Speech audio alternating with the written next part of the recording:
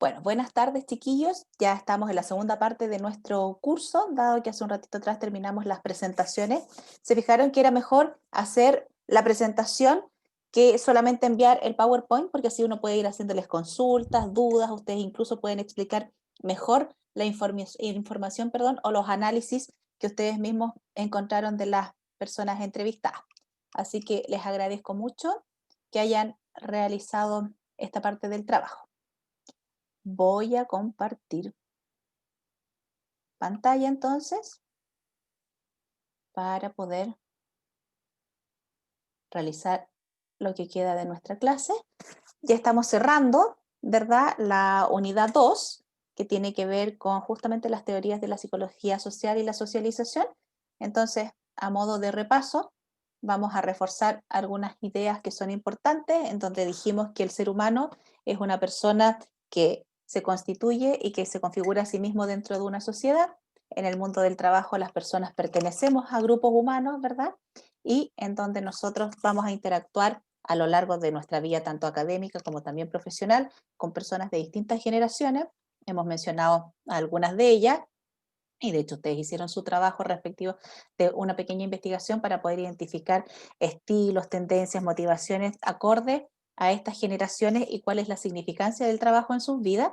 Y justamente de eso se trata la psicología social, de identificar todos esos aspectos y ver, hemos ido revisando algunos teórico respecto de cómo se aprende, cómo se observa, los procesos sociales, cómo los vamos internalizando y cómo vamos aprendiendo también a pensar, a sentir y actuar en función de lo que nosotros vamos recibiendo como información de nuestro entorno.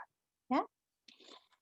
Más adelante vamos a ver aspectos, bueno, ya lo vamos a empezar a ver hoy día, respecto de temas del liderazgo, trabajo en equipo, gestión de la diversidad, cultura y clima organizacional, y cómo, por supuesto, nosotros desde nuestros propios estilos de aprendizaje social, cada uno va construyendo y va aportando hacia cada una de estas dimensiones que acabo de mencionar y cómo estas se expresan en las organizaciones. ¿Ya? En las áreas de recursos humanos, que a lo mejor no va a ser un área de interés para ustedes, pero podría ser, por ejemplo, para la Cata Díaz, que a ella le gusta como el tema de la intervención con personas.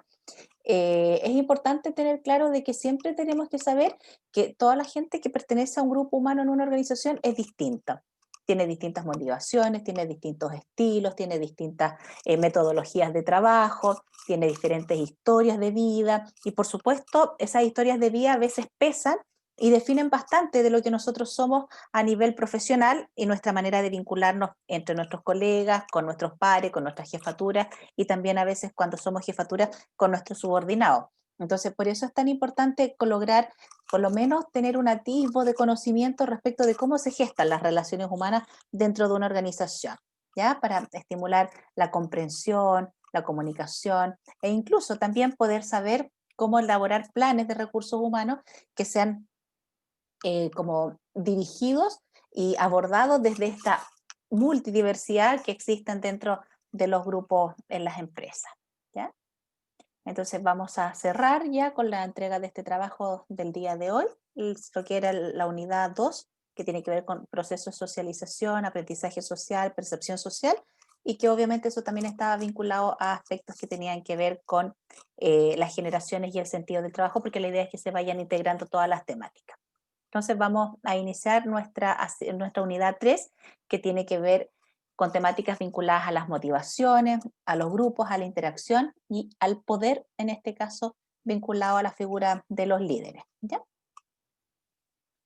Como siempre tenemos que ir igual recogiendo algunos aspectos y algunos conceptos de cosas que ya hemos revisado. Entonces acá tenemos dos conceptos que da Van der Sanden con respecto al tema de la socialización y que ya lo hemos dejado claro que es un proceso de influjo de información entre una persona y sus semejantes y cuando hablamos de semejantes es el grupo de pares, la familia, después los compañeros del colegio, después los compañeros de la enseñanza media, los amigos del barrio, ¿verdad? Después vamos pasando por distintas etapas de socialización en la medida que nos vamos haciendo adultos y también nuestros medios universitarios o nuestros medios laborales van influenciando parte de nuestro comportamiento y también modificando, ampliando, flexibilizando nuestros esquemas mentales respecto de ciertos temas. ¿Ya? Entonces, esto es un proceso que es continuo nunca está interrumpido y parte en la infancia y estamos siempre en un proceso constante de socialización hasta que seamos viejitos.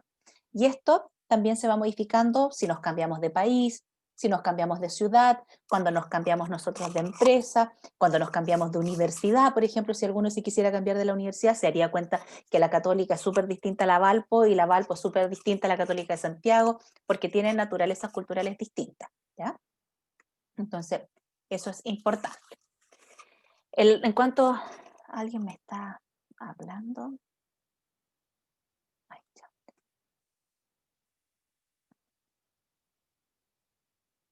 Ay, ay.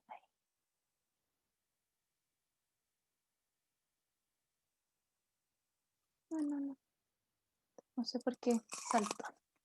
Bueno, los sociólogos ven el proceso de socialización como un proceso mediante el cual se inculca la cultura a los miembros de una sociedad. Es decir, nosotros vamos transmitiendo opiniones, ideas, creencias, prejuicios, valores y los vamos insertando en los más pequeños y obviamente que a través de esa socialización la cultura se va transmitiendo de generación en generación y así se van aprendiendo algunos conceptos o conocimientos específicos que van permitiendo, por ejemplo, desarrollar ciertas potencialidades o ciertas habilidades que son necesarias para poder, por ejemplo, convivir a nivel dentro de una sociedad. Por ejemplo, ¿ustedes alcanzaron a tener el ramo de educación cívica en el colegio? Yo por lo menos no. Yo Ya. tampoco. ¿Varios no lo Yo menos, alcanzaron? profe. Ah, júrenlo. ¿Hace cuántos años que sacaron la educación cívica? Estoy media Yo perdida. tuve en Profe, segundo medio. ¿puede Ah, ser ya. religión o no? Es que eso es más como vinculado al tema como valórico, pues, Ah, ¿cachai? ya.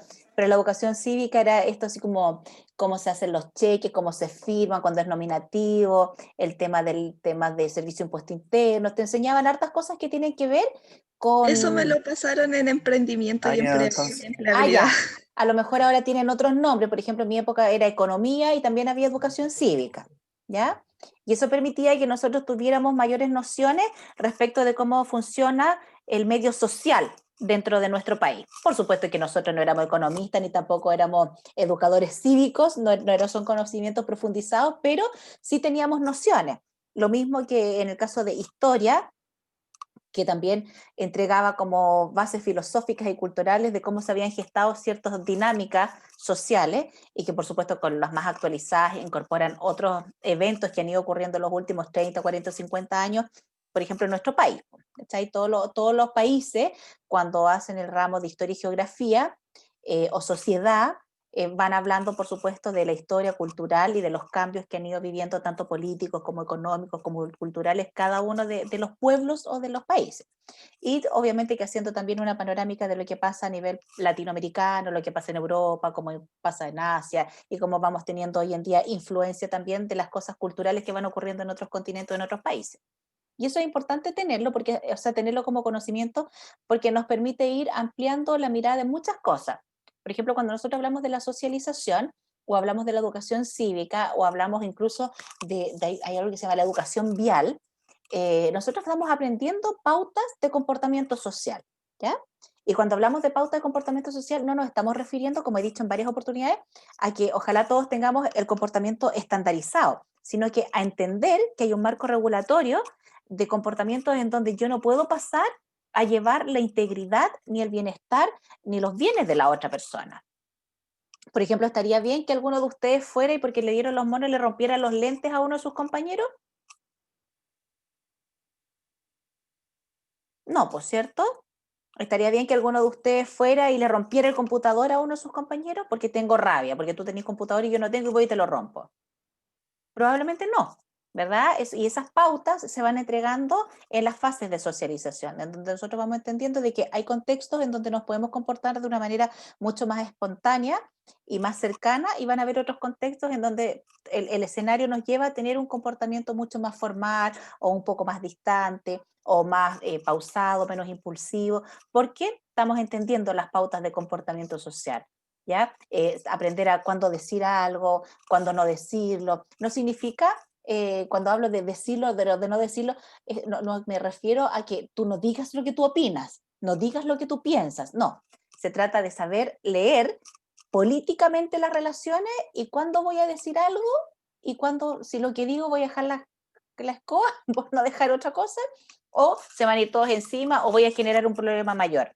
¿Ya? Entonces, eso es como entre tener criterio, aprender a ser ubicado, pero no precisamente tener que guardarte tu opinión es algo malo, sino que es entender en qué momento y en qué contexto nosotros podemos hacer o decir ciertas cosas. Eso también son pautas de socialización y tienen que ver también con la cultura nuestra.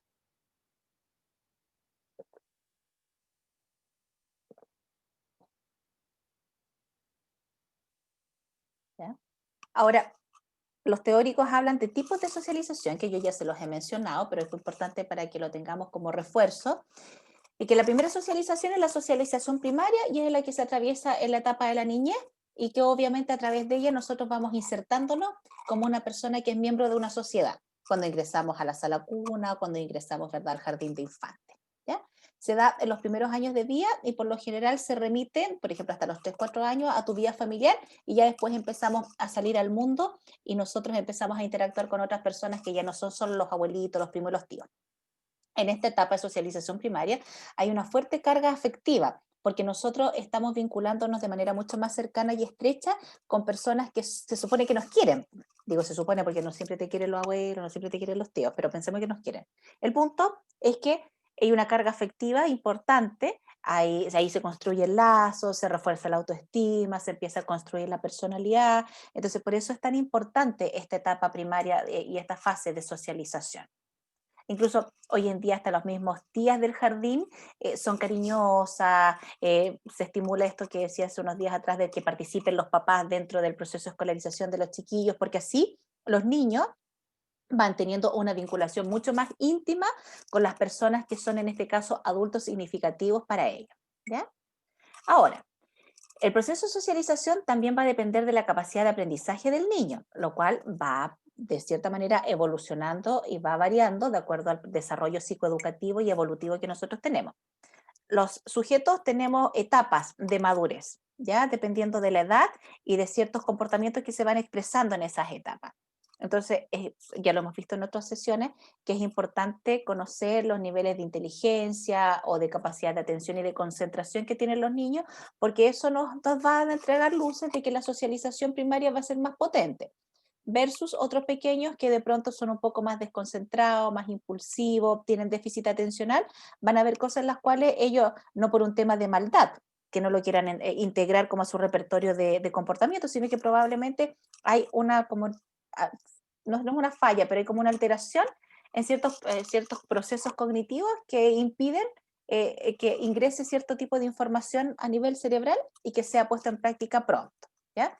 También yo les di ejemplos de cómo de pronto muchos papás, incluso de un ejemplo poniendo el nombre de un paciente, en donde el papá cada vez que el niñito hacía cualquier lecera, el papá decía, no te preocupes, déjalo si es cabro chico, déjalo si es guagua, después déjalo si tiene 15 años, déjalo si es joven todavía. Entonces como que el papá era más negligente que el hijo, porque siempre como que estaba en esta cosa como de déjalo nomás, y finalmente el niñito le costó mucho entender pautas de socialización en las cuales él lo pasara bien, porque el pequeño iba a los cumpleaños y dejaba la escoba, en la sala de clase tenía problemas con los profes y con los compañeros, le pegaba a los compañeros y tenía problemas los papás entre ellos. Entonces, si el papá es negligente, claramente el proceso de socialización primaria, que debiera ser eficiente, efectivo y emocionalmente estable, no lograba darse en el niño porque el papá, que era una figura de autoridad y un referente válido desde lo emocional, no apoyaba ese proceso de socialización. ¿Ya? El individuo llega a ser lo que los otros significantes consideran.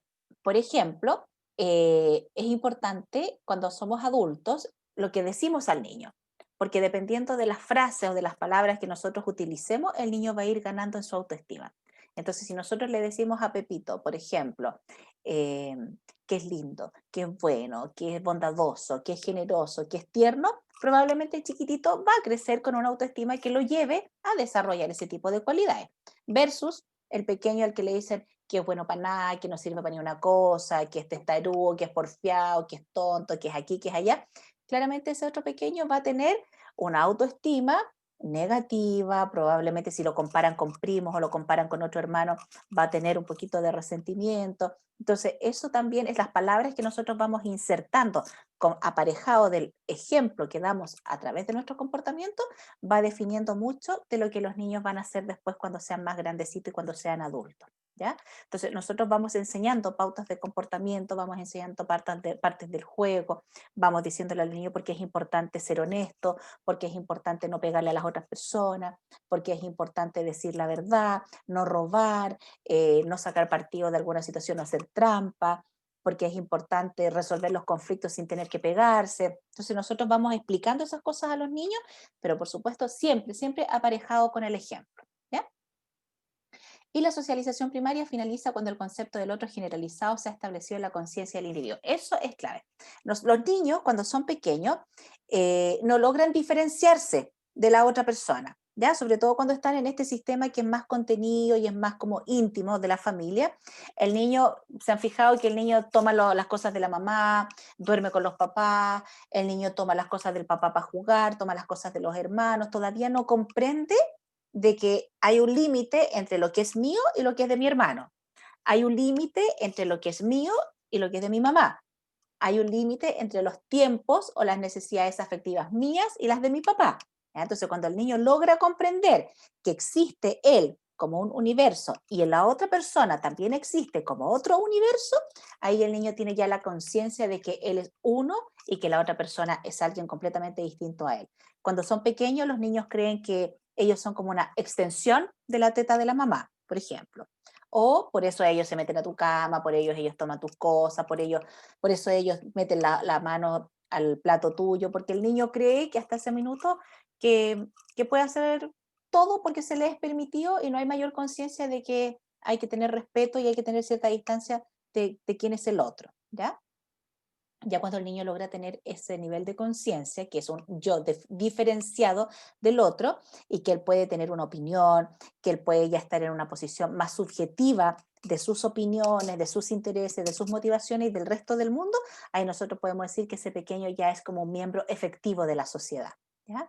Porque tiene mayores grados de conciencia de que somos un colectivo y que cada uno es distinto y aporta algo diferente a ese colectivo. ¿Hasta acá alguna consulta?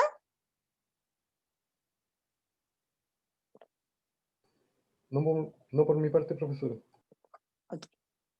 Después viene la socialización secundaria, que es cualquier proceso posterior, como he mencionado en otros momentos, a esta cosa tan íntima que tiene que ver con la vinculación con la familia. Entonces, el proceso en donde el niño ya se inserta en nuevos sectores del mundo y obviamente va interactuando con personas muy distintas a él.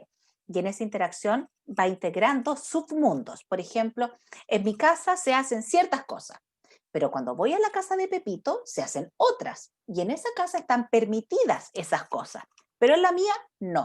Entonces el niño debiese ir entendiendo que hay cosas que en su casa él no hace o hace, pero que no precisamente van a ser las mismas cosas y las mismas reglas que se van a hacer en otro lado, ¿ya? A veces me toca escuchar a los papás decirle a los niños, no, eso no se hace porque a la tía le molesta. Y uno los queda mirando y dice, no, no es que a la tía le moleste, lo que pasa es que eso no se hace ni en su casa, ni en la suya, ni en ninguna parte.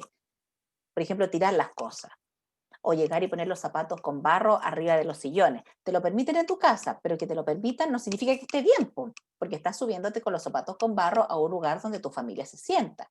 ¿Te fijas? Entonces, hasta para esas cosas que son tan pequeñas, nosotros debiéramos ir constantemente reforzando. Lamentablemente, los papás a veces no hacen esa pega. ¿Ya? Y después los niños ingresan a este proceso de socialización secundaria y tienen muchos problemas, porque como el niño no viene, entre comillas, como bien socializado de la casa, llega al colegio y tira las cosas, le dice groserías a la profesora, cree que la profesora es como su empleada, igual que lo es la mamá a veces, le pega a otros niños cuando quiere lograr algo, porque en la casa le pega a los hermanos. Entonces, ese pequeño todavía no ha terminado bien su proceso de socialización primaria y entra en crisis cuando le toca llegar a interactuar con otras personas que tienen otros códigos de comportamiento distintos.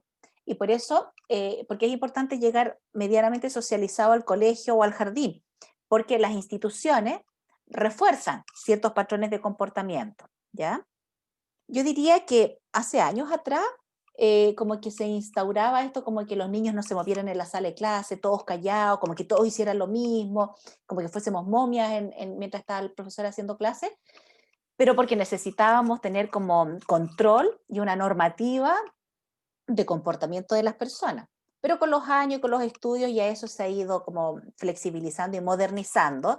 Y hoy en día, bueno, en muchos colegios, por más que se flexibilice y se modernice, igual es un cacho el cabro que es súper inquieto, el que es hiperactivo, el que es desconcentrado, el que se para cada rato. Igual le provoca conflicto a la miss o a la profe, porque la profe también se desconcentra y necesita traspasar conocimiento y entregar contenido, pero ya hoy en día hay más apoyo para esas personitas que tienen esas dificultades. Y no siempre son dificultades de socialización, sino que también algunas son de inmadurez, temas neurológicos. Pero es clave que en la casa se refuercen ciertos conductas y comportamientos para que la socialización secundaria sea más amena, ¿ya? Ahí, bueno, dice, el niño en este caso descubre que el mundo de los papás no es el único, o sea, ya no solamente las cosas se hacen como se hacen en mi casa, sino que existen otras experiencias en otras familias, otras realidades, y esa carga afectiva, ¿verdad? Que en este caso, por ejemplo, en la casa todo es lúdico, todo es cariño, yo te enseño a través del juego, a través de las bromas, pasa a ser reemplazado por técnicas pedagógicas, que en este caso son las que se instauran en las salas de clase, ¿ya? Bueno, en los procesos de socialización, como ya hemos reforzado varias veces, todo se aprende más bien por observación. Entonces nosotros vamos aprendiendo a reproducir modelos culturales y los vamos asimilando y obviamente los vamos haciendo parte también de nuestras propias consignas o forma de vida. Y esto después, cuando llegamos al mundo adulto y entramos a una organización, se transforma en cultura organizacional.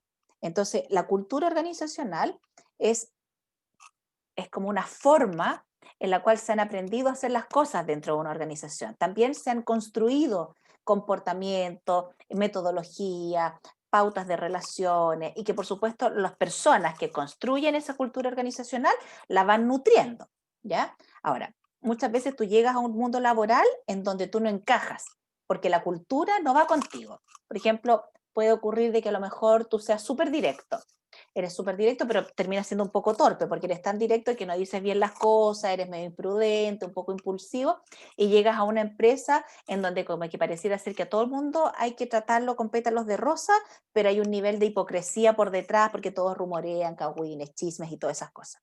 Entonces, claramente una persona que es más frontal no va a encajar en ese medio cultural. Entonces, va a tener dos opciones: o se adapta a la cultura de la organización, a esta cosa del chismorreo, del cagüín, del chisme, o esa persona toma su propia decisión y se va, porque sabe que ese ambiente de trabajo no es lo más grato para él. Puede pasar también otro ejemplo en donde puede que yo sea una persona súper colaboradora, amable, gentil, y llego a una institución o una empresa súper hostil, en donde todo es conflicto, donde las cosas no se dicen de manera cordial, sino que se dicen a la brutanteque, donde se maltrata y se descalifica a los colaboradores. Entonces, es altamente probable que si yo necesito las lucas, me voy a quedar en esa empresa y inconscientemente voy a aprender esos patrones de comportamiento. Entonces voy a terminar siendo otro bruto más de la organización. Ya también voy a empezar a tener comportamientos más toscos, más impulsivos, más frontales. Pero puede que yo me dé cuenta de que en realidad ese no es mi estilo, no es lo que a mí me acomoda, entonces, ¿qué voy a hacer? Me voy a ir de la organización, ¿ya? Entonces, según Durkheim, la educación, esta educación tanto formal o informal y a través de los procesos de socialización, cumple la función de integrarnos a nosotros como miembros de una sociedad y nos va transmitiendo pautas de comportamiento que son comunes, ¿ya? Hay cosas que todos sabemos que no las podríamos hacer. Por ejemplo, todos sabemos que hacer popó y hacer pipí, eso uno va al baño, no lo hace en la sala de clase. Y eso son pautas de educación que son para todas iguales. Uno no podría decir que la tía del jardín le está dando preferencia a unos a ir al baño y a otros no los deja ir al baño. No, es para todos parejo. El tema del respeto debiese ser para todo parejo. El punto es cómo se refuerzan los conceptos tanto en la escolarización como también a nivel familiar en la casa, ¿ya? También Durkheim plantea que los hechos sociales, ¿ya? Los hechos, las cosas que ocurren a nivel social, son un modo de actuar, pensar y sentir que son exteriores al individuo y que, por supuesto, como hemos visto también con el tema de la influencia social, poseen el poder de coerción. Es decir, hay muchos hechos o muchas cosas que son impuestas.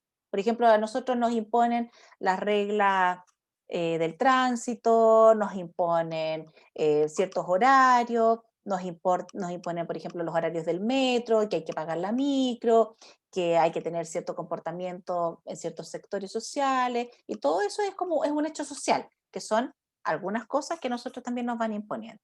¿Ya?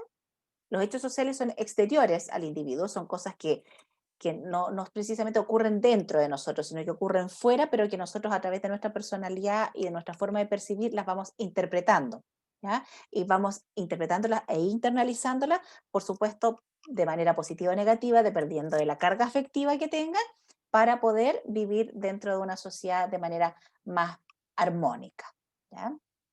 Cuando hablamos de la armonía, muchas veces la gente dice, no, es que el capitalismo o esta sociedad quiere que todos seamos animales de consumo. Y claro, yo me quedo pensando y digo, sí, pues por un lado eso es lo que nos venden las grandes tiendas, ¿verdad? Y otros sectores económicos, pero finalmente somos nosotros los que nos vendemos a ese sistema. Entonces, si nosotros, independientes de ser seres sociales dentro de una sociedad, nosotros también podemos reflexionar y tomar decisiones. Y en base a eso, dejarnos influenciar o no para poder hacer o no hacer una determinada acción. ¿Ya? Entonces, según Berger, que es otro teórico de las teorías sociales, dice que el punto de partida de los hechos sociales son las acciones de los individuos, o sea, cosas que nosotros hacemos. ¿Ya?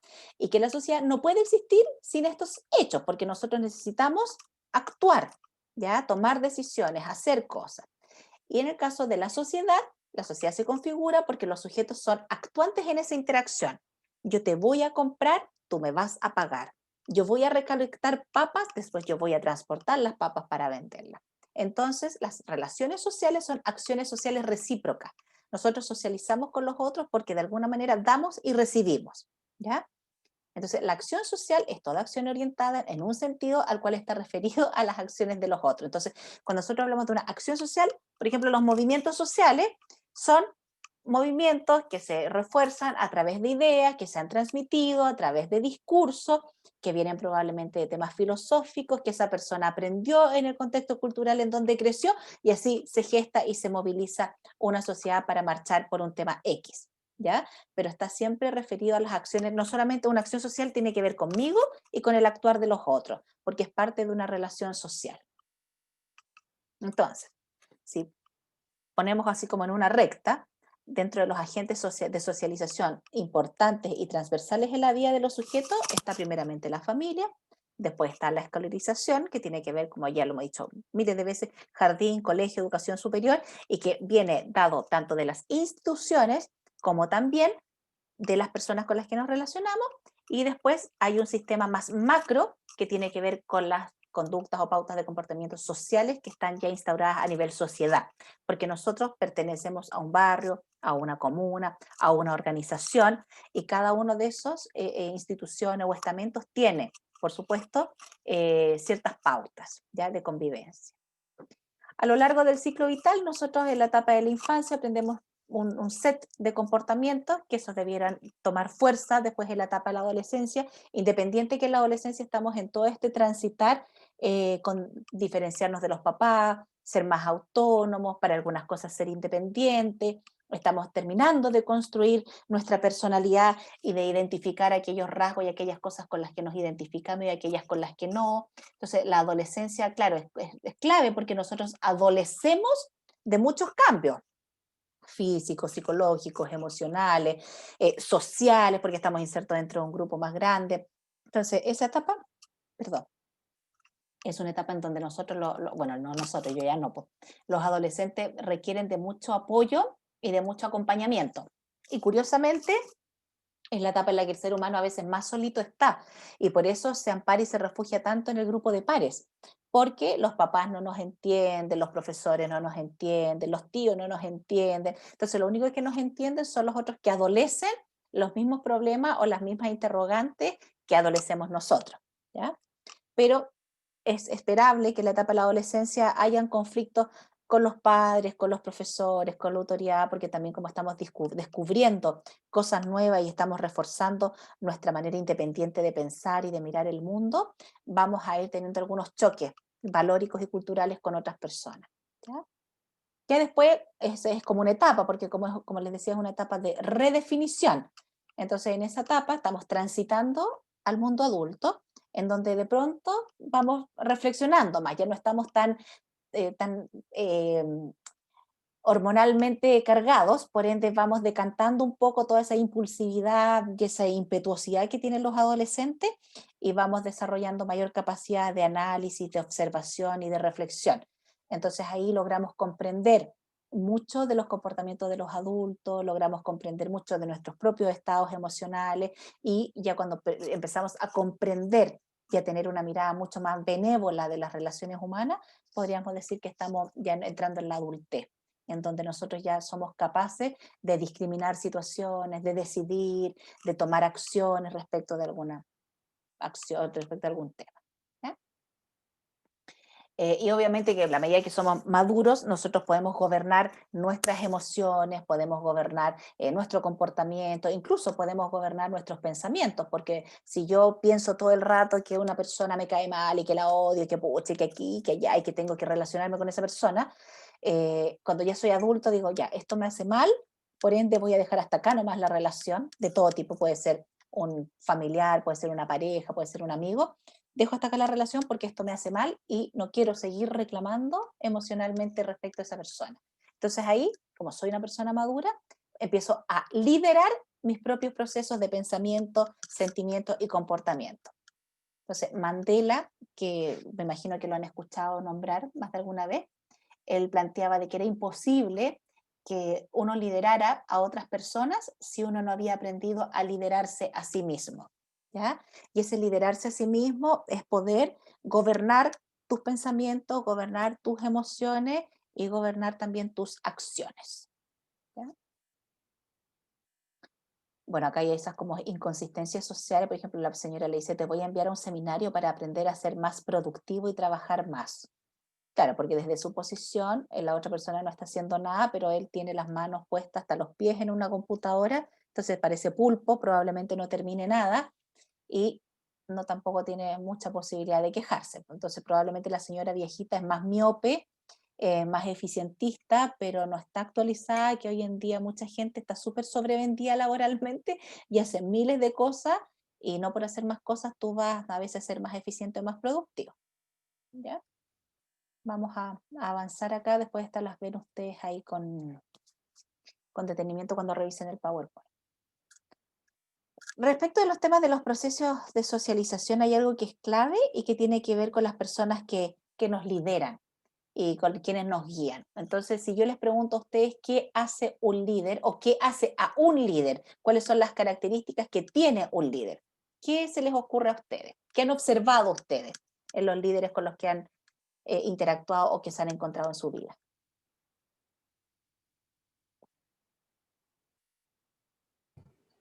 Por ejemplo, tal como usted señaló, cuando la persona se vuelve adulta, tiene una mirada más benévola de las relaciones humanas. Y esa podría ser una característica de algún líder. Ujú. Claro, es más consciente, más empático, por ejemplo. Tiene que ver con la motivación también. ¿Ya? ¿Cómo así? Un líder motiva y como que intenta sacar como lo mejor de cada uno. Ya, sí. ¿Qué más? ¿Qué más hace a un líder? Un líder también está a cargo, o se podría decir de otra manera, tal vez es como una suerte de pastor, que tiene que estar pendiente del movimiento de muchas personas. Esto en palabras simples. Por ejemplo, Ya, muy bien. ¿Qué más? Según yo, un líder no es, por ejemplo, como un jefe que te da órdenes, sino que el líder te motiva y te ayuda como a seguir, junto con el equipo que lidera. Ya. Están todos súper bien. ¿Qué más?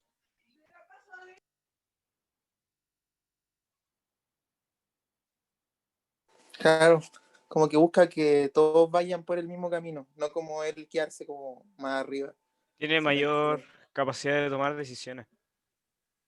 Toma Ya más dependiendo de la decisiones. situación, pues. Claro. También se podría decir que esa persona debe estar a cargo de un número de personas que puede ser grande. Y esa persona además tiene que tener un carisma para poder imprimirle a sus palabras o a sus órdenes o a sus ideas Ujú. una credibilidad para que las personas que lo escuchan o lo siguen confíen en él. Heavy, ¿se dan cuenta de todo lo que han dicho? Porque, o sea, es una tremenda tarea ser líder, pues, ¿o no? Sí, profesor. ¿Ustedes tienen en sus experiencias de vida a alguien que haya encarnado todo eso que hemos dicho? ¿Un profesor, un tío, un entrenador de deporte? ¿Conocen a alguien que tenga todas esas características? ¿Un presidente, un concejal, un diputado?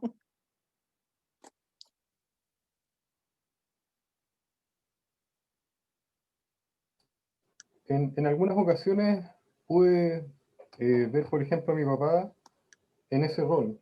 En casos tan simples como, por ejemplo, una salida de fin de semana, escoger a dónde íbamos a ir y convencernos de que la salida iba a ser entretenida, pese a que el viaje podía ser largo, por ejemplo.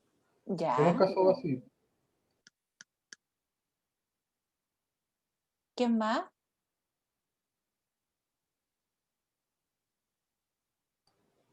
también puede ser cualquier otro jefe de familia que tenga que decidir en qué va a invertir el dinero para los bienes del hogar, por ejemplo.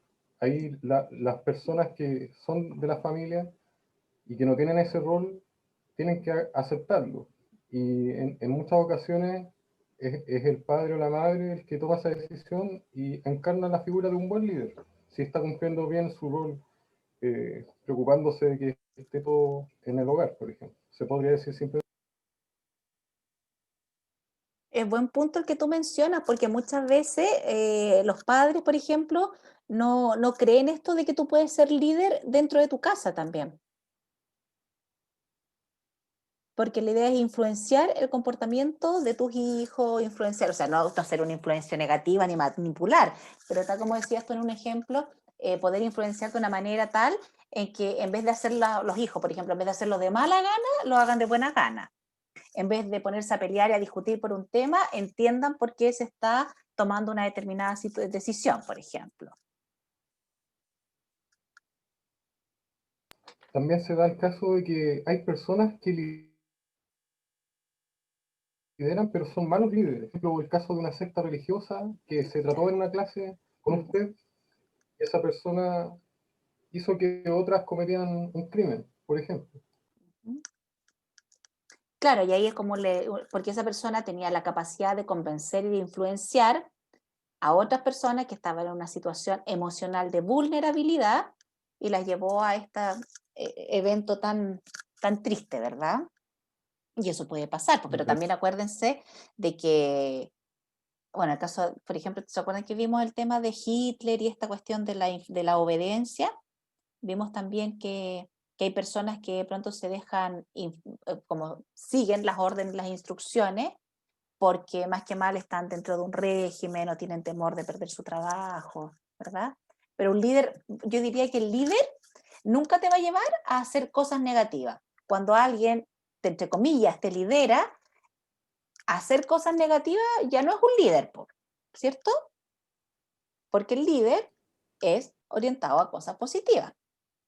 El otro podría ser de frentón, así como que es una mala influencia.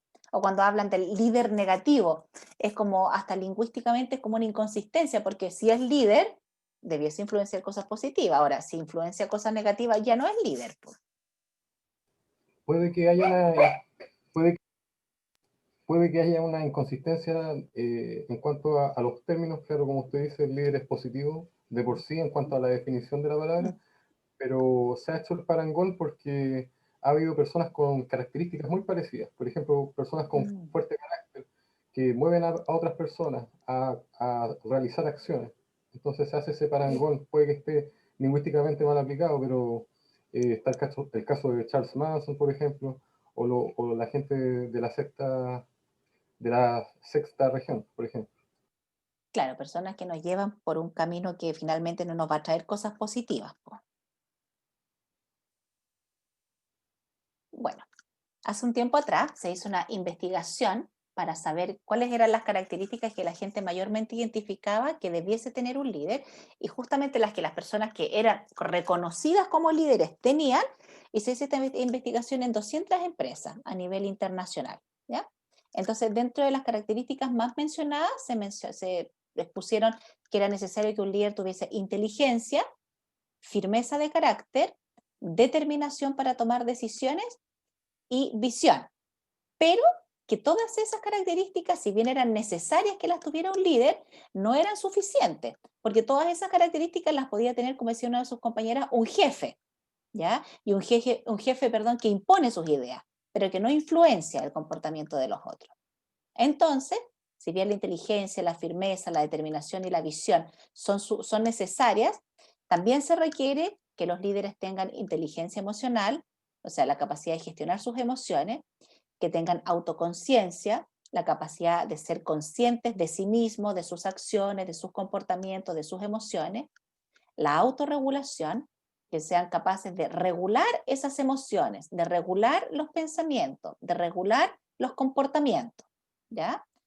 También sean motivadores, pero que tengan las dos motivaciones, una que motiven a los otros, pero que ellos también sean automotivados, po. O sea, estas personas que necesitan estar con ideas, con proyectos nuevos, que los movilicen y en donde incorporen a otras personas y esas otras personas las hagan parte y también les den confianza y esas personas también se sientan motivadas.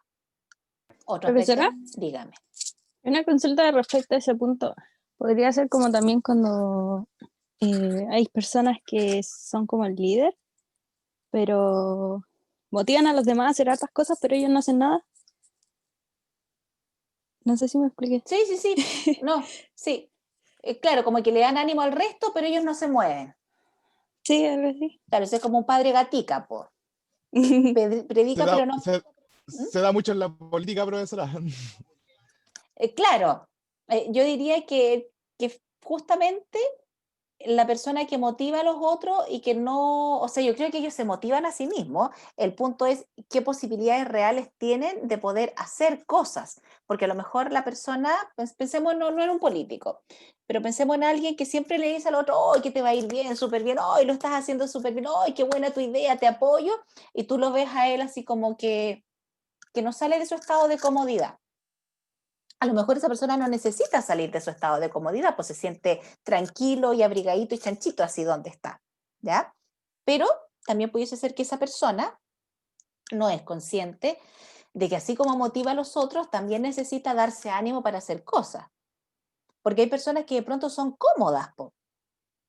Entonces, no es que te doy, o sea, te encuentro bacán tu idea, pero yo no sé si yo lo haría. Pero no te lo digo, pues, o sea, te apoyo, te compro números, hago cuestiones contigo, pero yo estoy aquí tranquilito y chanchito. ¿Sabes? De repente hay personas que por una condición de comodidad o que hasta el momento no han necesitado, o sea, mira, si hay algo que siempre motiva a la gente es una necesidad o una carencia. Es difícil que tú veas a alguien motivado que no tenga una carencia, ya sea una carencia económica o una carencia afectiva. Por lo general, las personas que son automotivadas son personas que quieren compensar y que quieren llenar ese vacío, como digo, tanto en lo económico o también en lo emocional. ¿Sí?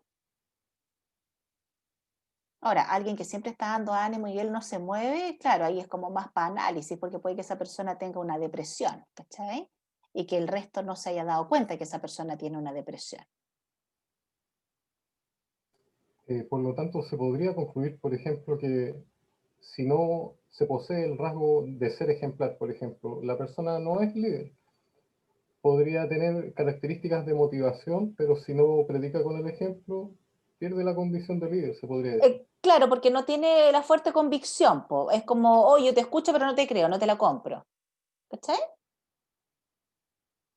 Y a lo mejor no se lo van a decir así, pero la gente lo va a escuchar y también va a pasar lo que decía recién tu compañera, po. Claro, yo lo veo que motivo, pero él no se motiva a sí mismo, po. Entonces la credibilidad o las palabras como que llegan hasta ahí nomás.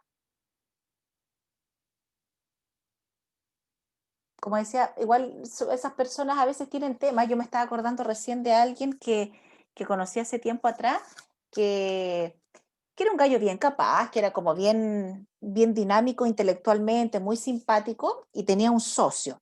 Entonces, este gallo había trabajado en otras empresas y después se independizó y se asoció con alguien que tenía su edad, pero no tenía las mismas necesidades, porque él tenía una familia, no era un gallo de plata ni nada, por ende necesitaba gestionar proyectos y trabajar. Y su socio venía de una familia sumamente adinerada, en donde para él asociarse era como parte de tener algo para hacer, pero en realidad él no necesitaba la plata. Entonces, yo un día le planteé que en realidad es difícil asociarse con alguien que no tenga tus mismas necesidades. Y él me dice, sí, por una parte sí, pero por otro lado, el que otra persona tenga todas estas lucas, por ejemplo, cuando hay una crisis, a mí como socio me permite estar tranquilo porque este gallo va a subsidiar económicamente los pagos de dividendos, los pagos de créditos que nosotros tengamos como empresa. Pero si uno observa bien desde fuera, tú decís, igual, cómodo, pum, porque me quedo con un socio en donde yo sé que cuando hay crisis va a pagar todos los hoyos económicos que tenemos y no me tengo que esforzar más, ¿cachai? No está es distinto que me asociara con otro que está en la misma situación de crisis que yo, y eso nos tiene que de alguna manera movilizar y de alguna manera aparece la motivación para buscar nuevos clientes, gestionar nuevas ideas, buscar nuevos recursos, ¿cachai? Sí, profe. Una pregunta aparte, ¿Mm? ¿usted prefiere que nosotros mantengamos la cámara encendida durante su clase o está bien así? No, ahora está bien así porque si no yo también me distraigo. De Después, acuerdo, siempre cuando nos saludemos al principio, nos despidamos al final, veámonos, pum, ¿ya? Para que después juguemos al ya, amigo profe. secreto. Ya. Otro rasgo que es importante que tenga un líder es la empatía, que es la capacidad de ponerme en el lugar de la otra persona. Pero ojo con la empatía, porque una cosa es que yo me ponga en el lugar de la otra persona y que lo comprenda, pero eso no significa que yo voy a hacer lo mismo, ¿ya? Muchas veces la gente dice, ay, que eres poco empático. Entonces tú dices, oye, no, si yo entiendo la situación, entiendo la rabia, entiendo el enojo, pero no porque esté enrabiado, estoy de acuerdo que le sacó la cresta a la pareja. Comprendo su enojo, lo entiendo, la he vivido, pero yo no le pegué a mi pareja, pues, pero él sí. Entonces la empatía tiene también como un punto de inflexión, en donde yo puedo decir, yo te entiendo y te comprendo, pero no haría lo mismo que tú, ¿ya? Entonces el líder entiende lo que le pasa a las otras personas, pero no porque lo entienda precisamente significa que va a estar de acuerdo con ellos, ¿ya? Y esa distinción es importante tenerla, incluso cuando uno trabaja en grupo, porque nosotros como equipo podemos entender que de pronto dentro del grupo hay alguien que tiene un problema complejo, por ejemplo, tiene mala señal de internet y de repente no se puede conectar. Ya, pero eso nosotros empatizamos una, dos veces, pero todo el año es medio difícil, pues entonces esa persona, ¿qué va a hacer? ¿Cómo va a subsidiar sus inasistencias a las reuniones, por ejemplo? ¿O cómo se las va a arreglar para poder tener internet? ¿Ya? No sé si han visto que hay chiquillos que de repente han estado haciendo clases que se han tenido que subir al techo para tener como internet, pues. Entonces esa persona busca una solución a su problema, ¿ya? Entonces, la empatía dentro del grupo llega hasta un minuto en donde tú también dices, bueno, pero ¿qué hace esta persona para poder salir del estado de la condición que lo aqueja? ¿Ya? Y el último punto que debiese tener un líder es tener buenas habilidades sociales, es decir, llevarse bien con la gente, no sé si decir como ser generoso, ser amable, pero sí ser cordial, ser educado, si va a ser chistoso con todos, ¿verdad? No utilizar como siempre como de punto así como fijo para molestar a alguien, porque eso obviamente que va a impactar por los colaboradores o en las personas, decir, oye, pero este me agarra para la chuleta siempre a mí y el resto no le dice nada, y eso ya no es precisamente tener buenas habilidades sociales, ¿ya? Entonces, el líder debiese tener una relación directa entre la inteligencia emocional, que es todo esto que estamos hablando respecto de la forma de vincularse consigo mismo con su entorno, y ciertos resultados, ¿ya? Que los resultados en este caso son los datos duros, es decir, este gallo es amable, es aquí, es allá, pero nos lleva a nosotros como equipo a tener logros sobresalientes en términos laborales. Nos lleva a tener logros sobresalientes en términos productivos, ¿ya? Porque no nos podemos quedar solamente con que es buen líder porque es carismático, pues necesitamos que esa persona tenga resultados, ¿ya? Entonces acá tenemos un poco más desglosadas los componentes de la inteligencia emocional, en donde ahí se describe, ¿verdad?, la autoconciencia, que ya lo mencioné, reconocer, entender sus propias emociones, sus estados de ánimo, qué cosas lo motivan, en el fondo es conocerse, ¿ya? Y eso uno lo puede observar en comportamientos observables, que es que esa persona tiene confianza en sí misma, que tiene una autoevaluación realista, es decir, sabe lo que puede dar y lo que no puede dar, es decir, yo sé que con esto, o cuando me comprometo con esto, yo lo voy a hacer bien.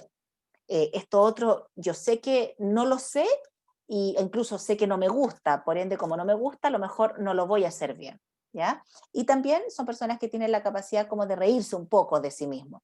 No, no son graves, no se toman de mala manera el que hayan cosas para las cuales no sean buenos, porque es importante, todos los terrícolas tenemos cosas para las cuales somos súper buenos y cosas para las cuales no. Y la idea es poder compensar.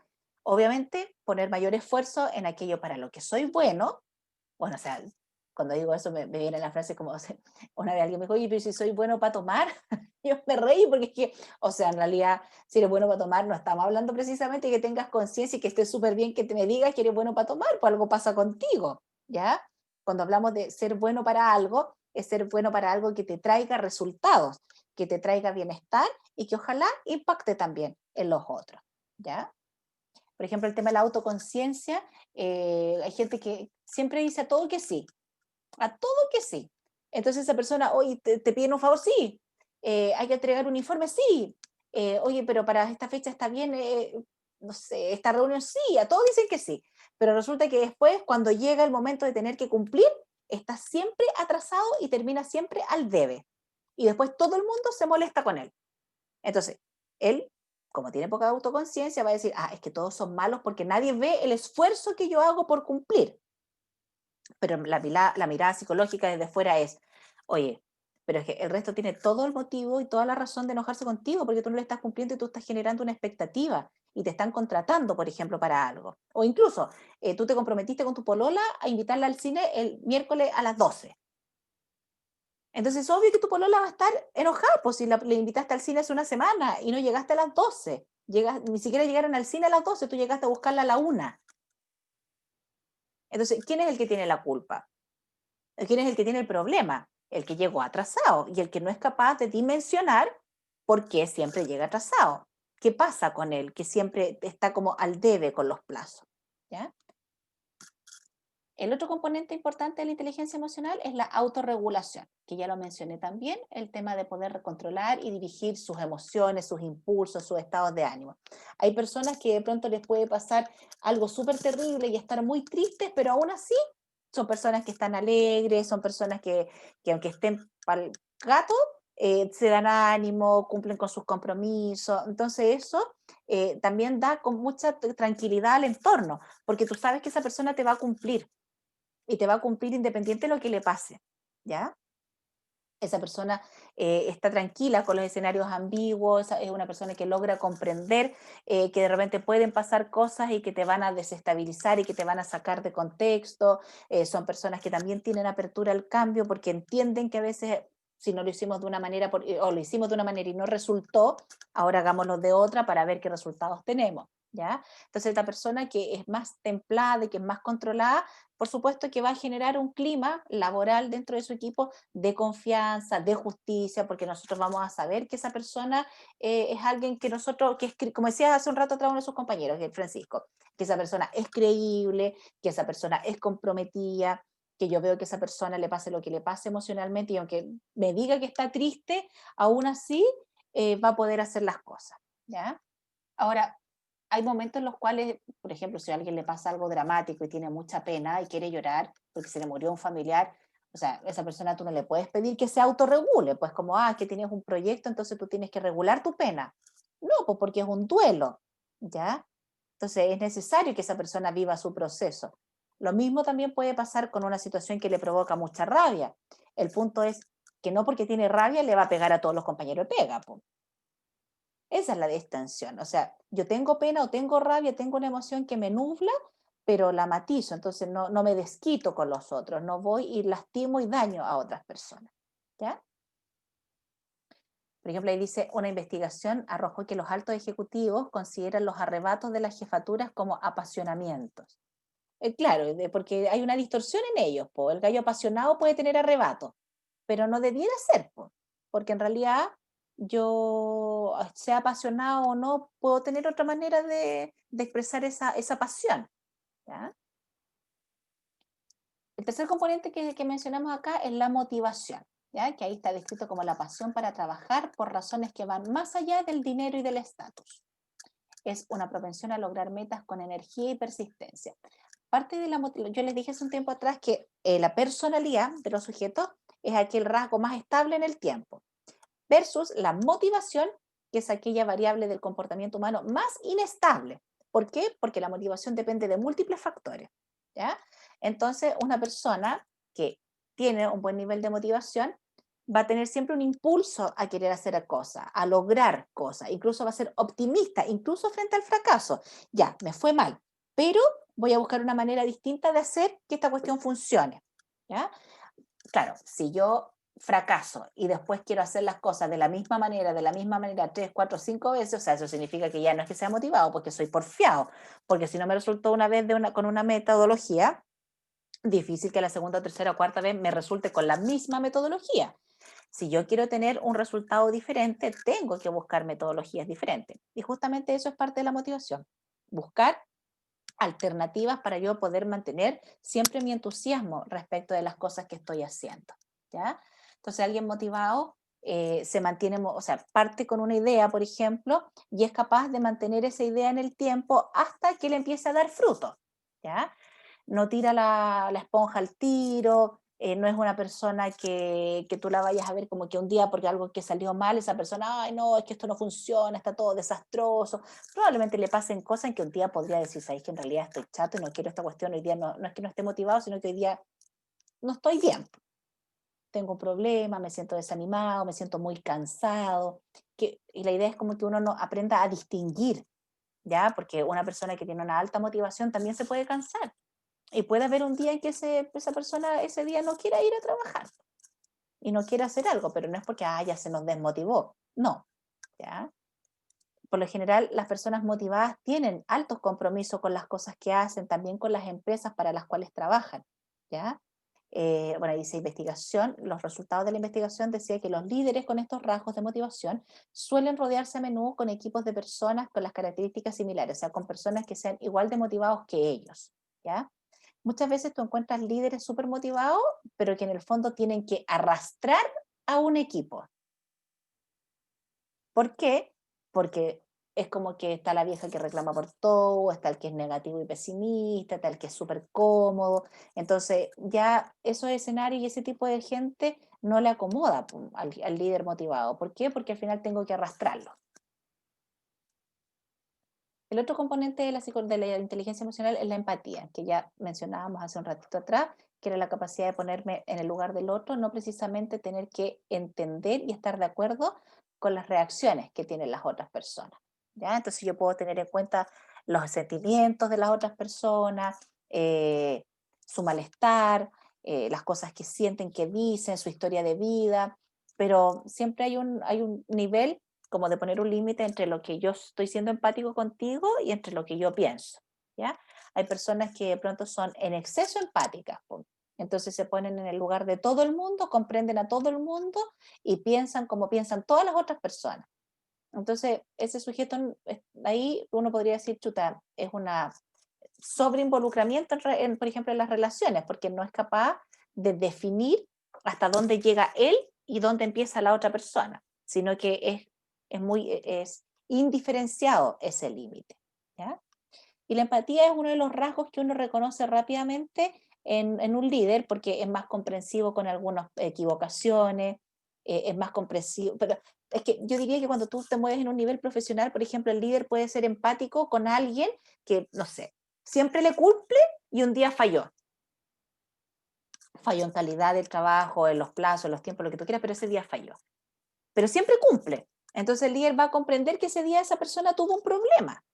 Pero es difícil que un líder sea empático con alguien que siempre le falla. ¿Ya?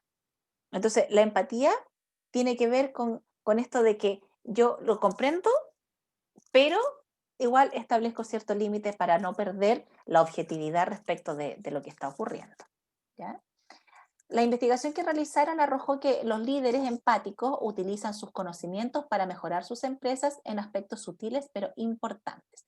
Entonces, aquí estos gallos ponen harto énfasis en los equipos humanos, en la forma de relacionarse, en la forma de generar equipo, pero como decía hace un ratito atrás, sin sobreinvolucrarse. Porque cuando yo me sobreinvolucro en una relación, pierdo la capacidad de poder mirar de manera objetiva una situación. Me involucro tanto que al final estoy como metido en el mismo cuento. Po. Entonces, tú me vienes a decir que tuviste un problema con tu señora y que por eso tú llegaste atrasado. Entonces, si yo soy sobreempático, probablemente voy a hablar contigo, voy a hablar con tu señora, voy a juntarnos y voy a querer casi que hacer una terapia familiar, cuando en realidad yo debiese llegar hasta comprender que tuviste un problema nomás, y que, pucha, ya me fallaste con el informe, pero me lo entregáis en 2 días más.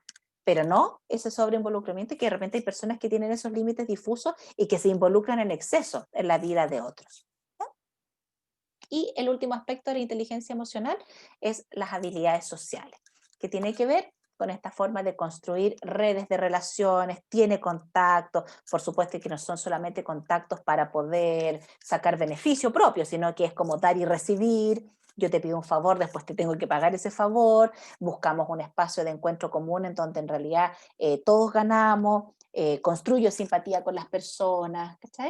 Entonces cuando esas personas tienen esos rasgos, por ejemplo en una empresa, cuando hay que enfrentar un cambio de sistema, un cambio cultural, una fusión organizacional, esa persona tiene muchas más chances de hacer efectivo ese proceso porque entabla relaciones armónicas, ¿ya? Esa persona puede influenciar y puede, más que convencer, porque convencer, la palabra es como que te pueden convencer hasta de algo que no es adecuado, pero el persuadir es poder mostrarte que lo que tú estás viendo puede ser visto de una manera diferente, ¿ya? Entonces, estas personas tienen la capacidad de poder unir grupos, liderar equipos, sacar proyectos en conjunto, considerar la opinión de, incluso cuando la opinión es disidente, esas personas también son habilosas. No, por ejemplo, una vez yo estaba en un grupo de trabajo y había un gallo que parecía ser que siempre era como negativo y como que siempre llevaba la contraria.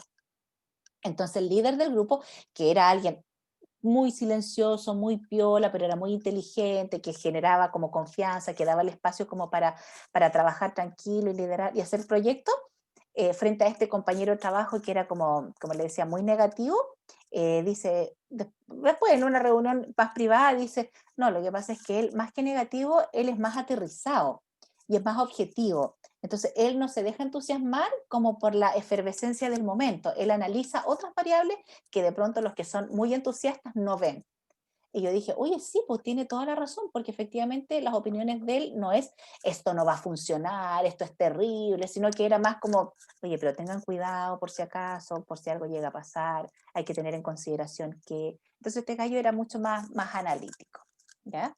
Entonces, la misión de un líder es lograr que el trabajo se haga a través de otras personas y las habilidades sociales lo hacen posible. Es decir, hacer esto de que generar equipo, que a ti te toca una actividad, a ti te toca otra, tú tienes que hacer otro. Todos cumplen roles distintos, pero son roles complementarios para poder sacar un proyecto adelante. Y que obviamente que el líder tiene que apelar a tener confianza en su equipo, pero el equipo también le tiene que demostrar con datos duros que es confiable, pues decir que cumplen con la tarea o con el rol encomendado.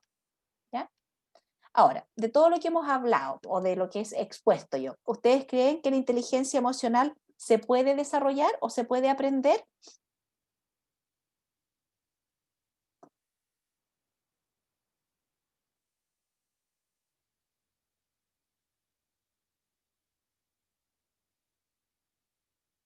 Yo creo que sí, profesor. ¿Sí? ¿Y cómo la podríamos aprender? Dependiendo de las circunstancias.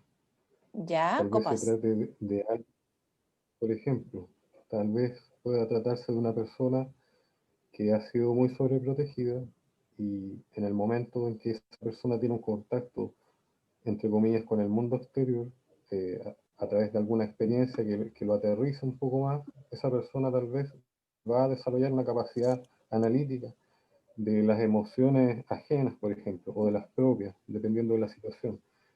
Pero el que se pueda lograr involucra un cambio. Es lo que me imagino, ¿verdad? ¿Le hace sentido? Sí, está súper bien tu respuesta porque claramente la inteligencia emocional, bueno, hay personas que son inteligentes emocionalmente desde que son chiquititos, pero son inteligentes porque el sistema familiar también los ayuda a identificar su propio estado emotivo, a cachar que al hermano le dolió porque le pegaron, a entender que a la mamá no le gusta que le mientan porque no está bien mentir, ¿cachai? Que todo se gesta en un proceso de socialización primario. Pero tú puedes encontrarte con adultos que por circunstancias de la vida están obligados a tener que desarrollar la inteligencia emocional. Entonces, hay dos alternativas. La que tú mencionas, que te pasa una experiencia de vida que te obliga sí o sí a tener que desarrollarla, o que tú recibes muchas críticas y empiezas e inicias un proceso casi que terapéutico de autoconocimiento y de autodescubrimiento, en donde el foco lo tienes puesto en lo que te pasa, en conocerte, en identificar tus habilidades y tus debilidades, cómo tú te relacionas con los otros. Entonces, por eso digo que es un proceso de autoconocimiento, porque voy conociéndome, y autodescubrimiento, porque también voy descubriendo cosas que yo no tenía idea que podía tener y que son cosas positivas, ¿ya? Pero para eso, nosotros de alguna manera necesitamos tener la capacidad como de estar atentos a lo que nos dice el entorno, a poder reforzar nosotros nuestros hábitos, a hacer una revisión casi que reflexiva todas las noches o por lo menos una vez a la semana de cómo ha estado, no sé, pues mi forma de vincularme, mi responsabilidad en el trabajo. Y la idea es que si yo quiero entablar un proceso de cambio, ese deseo que yo quiero en el fondo cambiar y mejorar para tener mejores relaciones personales, que ese proceso de cambio sea real, pues no ese proceso de cambio que voy a tratar de cambiar para dejarlos a todos contentos, pero en el fondo voy a seguir siendo súper penca con la gente. No, pues tiene que haber una intención profunda y sincera de querer cambiar, ¿ya? Entonces, en el fondo es transitar de tener ciertos esquemas de comportamiento o de pensamiento antiguos y querer mejorarlos y transitar hacia un estilo de comportamiento, de pensamiento mejores. Y cuando hablamos de mejores, no es mejores para el entorno, sino que es mejor para la vida tuya, personal, en donde el mayor beneficiado vas a ser tú, ¿ya? Entonces, hay otros programas de entrenamiento que apuntan a mejorarse, por temas reflexivos, temas de equipo, la retroalimentación, preguntarle a los otros cómo me encuentran, qué piensan de mí, qué consejo me pueden dar, porque de repente las personas creemos que proyectamos algo, o sea, podría ser que alguien diga, oye, yo sí soy súper simpática, le caigo bien a todo el mundo, soy súper habilosa, inteligente, y por detrás la gente me pela, pum. No sé si yo voy y pregunto, oye, ¿ustedes cómo encuentran a la Carolina? No, es súper pesada, habla todo el rato de ella misma, es prepotente, es egocéntrica, y claro, la pobre Carolina tiene una imagen de ella como que todo el mundo la quisiera. Entonces, ahí claramente hay una disonancia po, entre lo que ella interpreta de sí misma y lo que realmente la gente opina de ella. ¿Sí? Y ahí es donde toman fuerza las conversaciones, pero hay que estar dispuesto a querer recoger la información del entorno, que te digan y aceptar la crítica constructiva, que te digan que a lo mejor tú no prestas atención a las otras personas, estar dispuesto a que te digan que a lo mejor tus bromas no siempre son simpáticas. ¿Me siguen? Entonces, en el tema del liderazgo y de las relaciones humanas, o sea, cualquiera de nosotros podríamos ser líderes, incluso tú puedes ser, dentro de un equipo hay un líder que es súper bueno, súper bacán, pero tú puedes ser el segundo líder a bordo, ser un líder no precisamente que lidera hacia abajo, sino que ser dentro de un equipo, ser líder porque también tienes una forma de vincularte con tus compañeros de equipo, de trabajo, de grupo, de manera adecuada. Entonces, si bien hay aspectos que son técnicos, que es importante tener, por ejemplo, conocimientos o datos duros específicos respecto de mi trabajo a nivel ya profesional, y eso siempre va a ser necesario. Por otra parte, es necesario también tener esta inteligencia emocional que me permite tener mejor forma de vincularme, ¿ya? Entonces, eso es lo que propone Daniel Goleman en su libro de las emociones, de la inteligencia emocional, que fue escrito el año 95. Y este gallo, David Fishman cita harto algunos aspectos de Daniel Goleman en sus libros y en sus trabajos. Ya, chiquillos, hasta acá. ¿Alguna consulta, duda, comentario?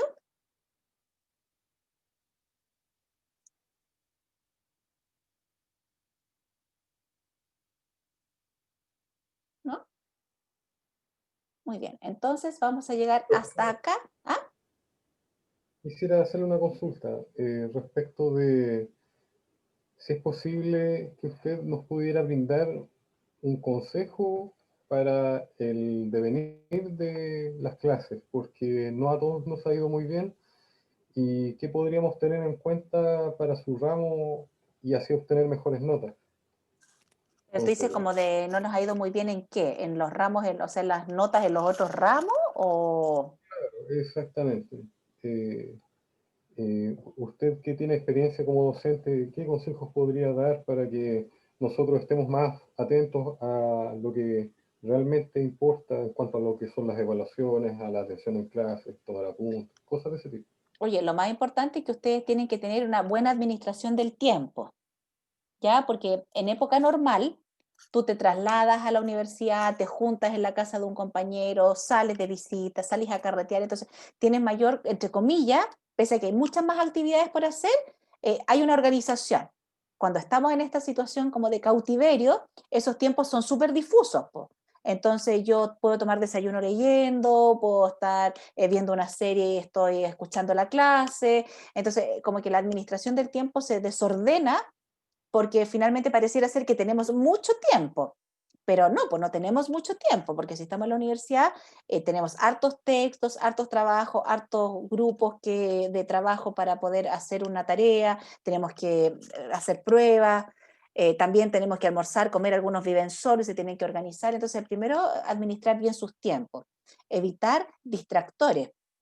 Si están concentrados en una clase, estén concentrados en la clase. Busquen un lugar, por último, si van a estar en un lugar que es muy ruidoso, traten de poder invertir y comprarse unos audífonos para que no hayan elementos que los distraigan, cosa que así ustedes puedan estar más atentos. Conectarse a las clases.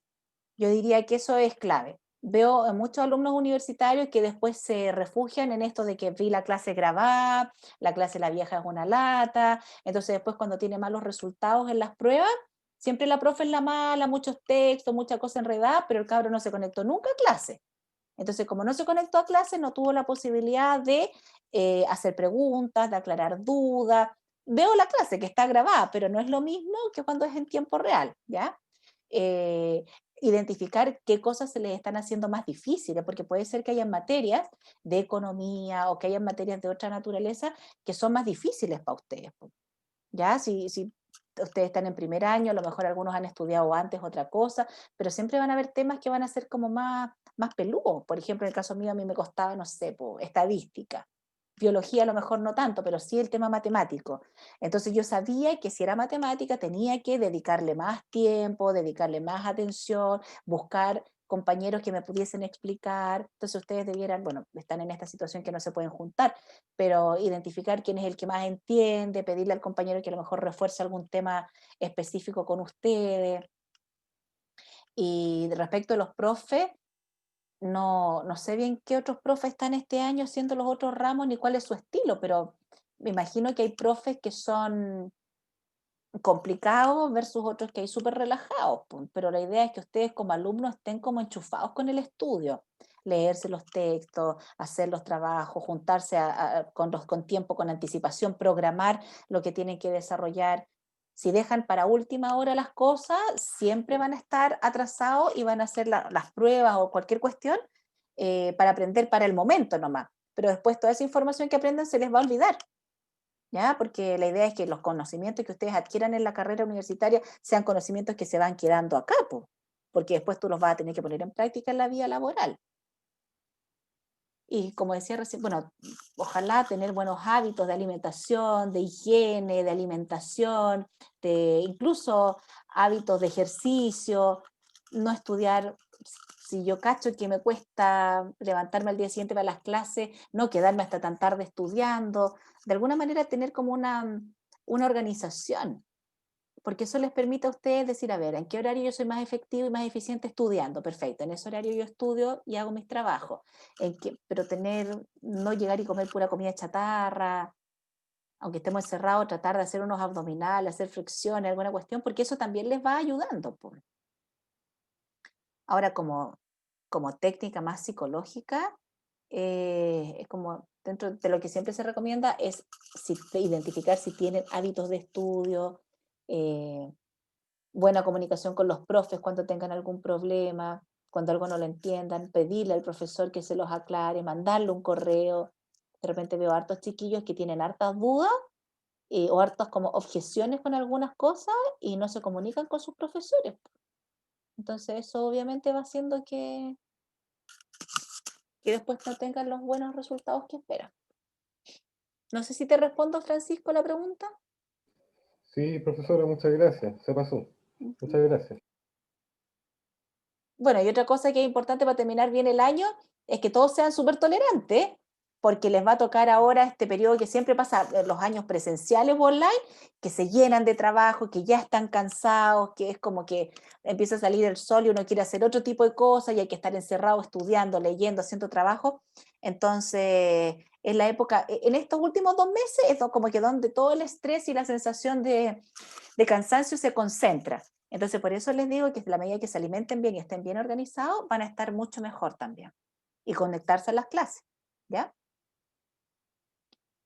¿Qué chiquillos? Entonces yo les voy a enviar lo que quedé comprometido, que es la pauta con los temas que le toca a cada uno de los grupos exponer la próxima semana y el texto, ¿ya? Que es de Psicología Social de la Universidad de Concepción. Muy buenas tardes, que estén súper bien, cuídense harto, que tengan una buena semana. Así que chao, chao. Justo tiempo. Ah, ¿te lo compraste? No, profe. Sí. Qué bueno.